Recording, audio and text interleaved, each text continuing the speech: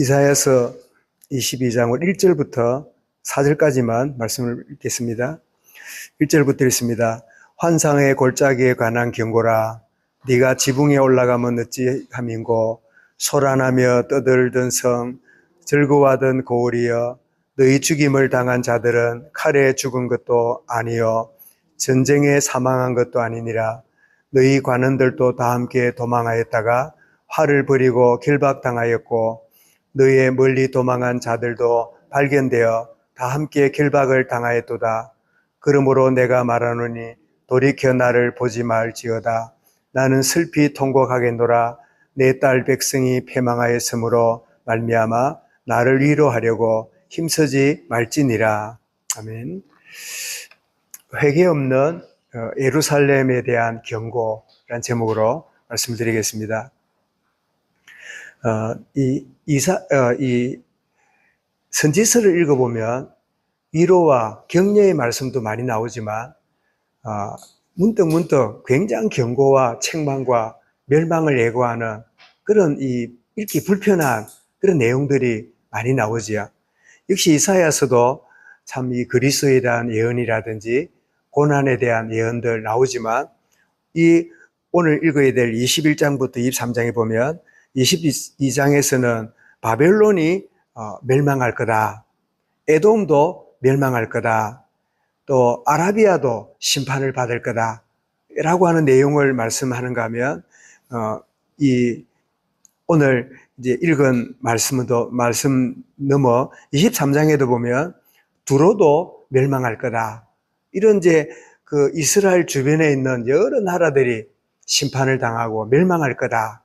이런 예고를 하고 있으면서 오늘 22장은 바로 주변 나라가 멸망당하고 심판을 당하는 이런 이야기를 할 뿐 아니라 너희 예루살렘도 저들이 멸망하고 저들이 심판을 당하듯이 너희들에게도 이런 참 징계가 이런 것들이 일어나게 될 거다. 이렇게 이야기를 하고 있음을 보게 됩니다. 여러분, 예수님이 사역하시는 중에 어떤 사람들이 와가지고 예수님께 이런 보고를 했습니다. 예수님, 실로암에 있는 망대가 무너져서 많은 사람이 죽었습니다. 그들이 다른 사람보다 더 많은 죄를 지어서 그렇게 했겠지요.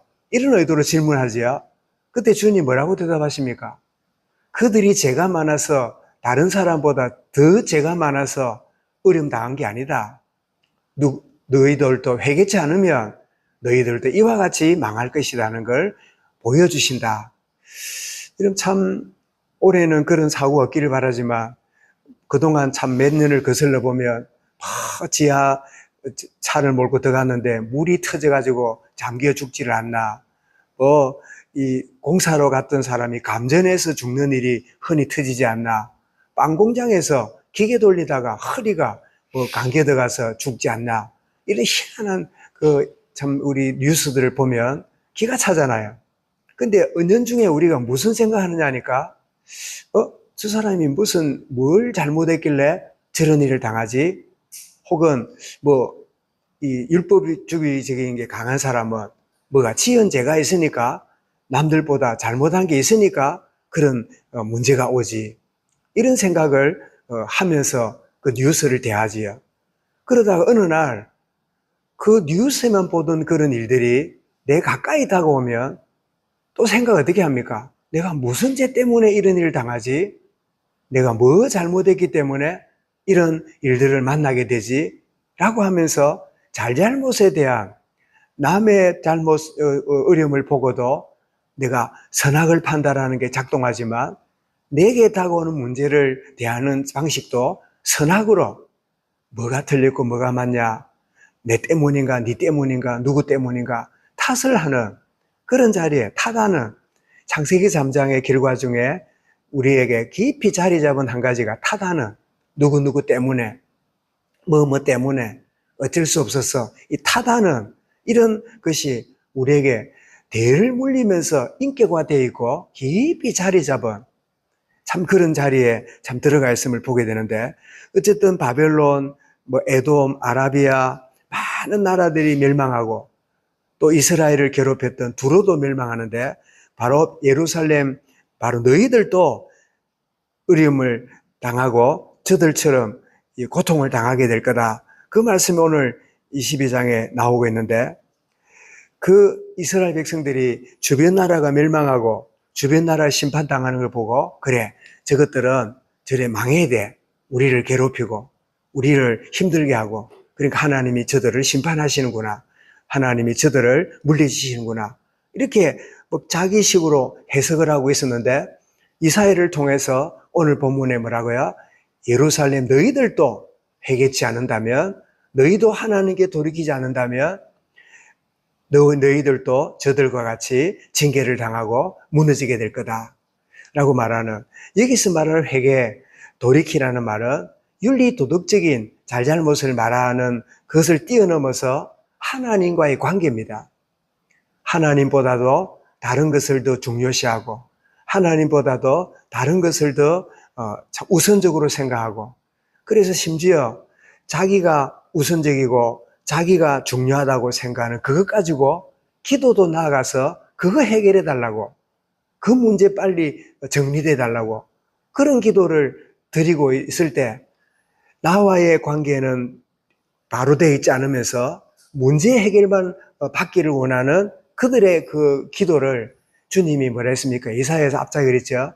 너희들의 기도와 너희들의 재물을 나는 실적났다. 나는 너희들이 드리는 종교적인 그 행위, 무수한 짐승을 잡고 무수한 예물을 드릴지라도 나를 온전히 의지하고 나와의 바른 관계가 돼 있지 않는 가운데 드리는 그 제사와 예배를 나는 실적난다. 그러면서 1장에서 말씀하셨죠. 소도 임자를 알고 말도 임자를 아는데 이 백성은 자기를 지었고 애굽 땅에서 그 구원한 나 여호와를 저버리고 알지 못하는 하나님과의 참된 관계. 그래서 언젠가 말씀드린 것처럼 우리의 기도는 내가 어떤 기도를 하고 있는가 하는 그 기도보다는 하나님은 그 기도하고 있는 내 중심을, 나의 내면을 하나님 보고 계시는, 내 기도는 이런 기도를 하고 있지만 내 중심은 이런 생각을 하고 있고 이런 마음을 갖고 있다면 하나님 그것을 보고 계시는, 그래서 참된 기도는 뭐냐? 내가 고백하고 내뱉는 말보다도 그 고백 이전에 있는 나의 내면이 하나님과의 관계가 바로 되어 있고, 주님, 내가 참 어떤 가운데 있는지 주님이 아십니다. 그래서 베드로가 그 주님을 부인하고 이 저주까지 했을 때 찾아오셔서 네가 나를 사랑하느냐 이럴 때 베드로가 그전 같으면 네, 저 사람들보다 주님 사랑합니다 이렇게 말을 함으로 인정을 받았겠지만, 그러나 자기의 내면은 그 말만 해가지고 될 게 아닌 줄 알고는 했던 고백이 뭐지요? 예, 내가 주님 사랑하는 것을 주님이 아십니다. 내가 기도하고 있는 나의 내면을, 내 속사람을 주님이 아십니다. 라고 이렇게 그 베드로가 고백하는 걸 보게 되지요. 그래서 오늘 회개 없는 예루살렘에 대한 경고라는 말씀의 제목으로 말씀을 잠깐 드리는데, 그래서 우리는 하나님은 우리를 깨닫도록 하시는데, 하나님이 우리를 깨닫게 하시는 방법은 두 가지입니다. 간접적으로 깨닫게 합니다.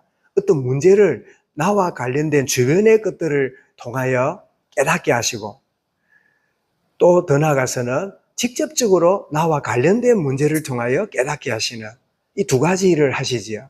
그래서 간접적으로 누가 이런 일을, 저런 상황을 만나고 그럴 때 내게 주는 깨달음이구나, 내게 주는 메시지구나, 그렇게 깨닫는다면 충분히 하나님은 그 정도로 넘어가시겠지만, 그럼에도 불구하고 저거는 내 일이 아니고 저거는 저 사람 문제고 저거는 나하고 관계없고, 그런 식으로 할 때는 어느 날 직접적으로 나와 관련된 것을 허락하심으로 참 내가 깨닫고 주님 앞에 서도록 만드는, 그래서 아까 말씀드린 대로 이 실로암의 망대가 무너진 것이 그 사람의 죄 때문에 죄가 더 깊어서가 아니라 그 사건을 통하여 너희들도 회개치 않으면, 하나님 앞에 바로 서지 않으면 안 된다고 하는 교훈을 주고 있음을 간접적으로 알아야 된다라고 제자들에게 말씀하신 것처럼, 참된 이 여러 주변에 우리 국가적으로, 세계적으로 여러 상황, 참 여러 가지 미래가 보이지 않는 이런 가운데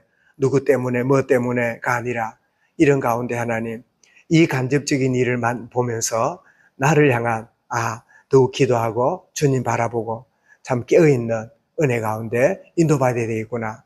정말 간접적으로 깨닫게 하시는 하나님의 손길이 있고, 더 나아가서 직접적으로 하나님이 나에게 참 간섭하셔서 깨닫게 하시는 주의 은혜가 있는데, 이 일을 위하여 그리스도께서 십자가의 보혈의 피로 말미암아 우리 죄를 해결했고, 참 끊임없이 오르는 우리의 욕심과 우리의 문제를 위하여 주님의 십자가로 나를 옛사람이 죽게 만들었고, 주의 이름으로 나아가게 될 때 주의 성령 하나님이 내 마음에 책망하시고 깨닫게 하시는 이 은혜. 그래서 이사야의 이 22장 말씀은 깨닫는 은혜가 너희에 있기를 원한다.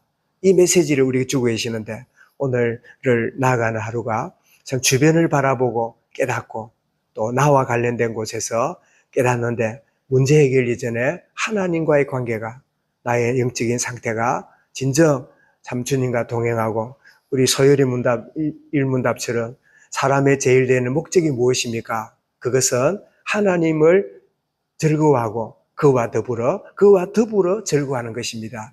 주님 떼놓고 즐거워하는 게 아니라 그와 더불어 즐거워하는 그런 참된 걸음을 나아가는 주의 은혜의 하루가 되게 하옵소서. 이 말씀 마음에 담고 우리 개인적으로 기도하겠습니다.